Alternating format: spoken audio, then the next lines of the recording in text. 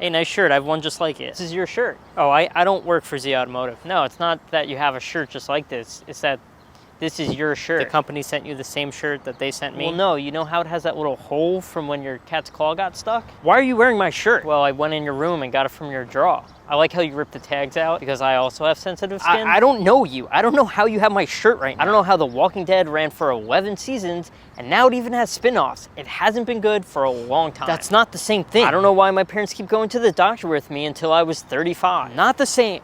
Wait, you're 35? You look really good for your age. 27. But they say they're not going to the doctor with me anymore once I hit 35. I also don't know why I can't put a pineapple on pizza. They already do that. People eat pineapple on pizza all the time. I can't bring my own uncut pineapple to the pizza place and then put it on top of my pizza pie. What are you talking about? I don't know why I can't bring my uncut pineapple, put it on top of my pizza pie, eat around the pineapple, and then when I'm done, pick up the crown of the pineapple with the smushed pizza on top and then eat it.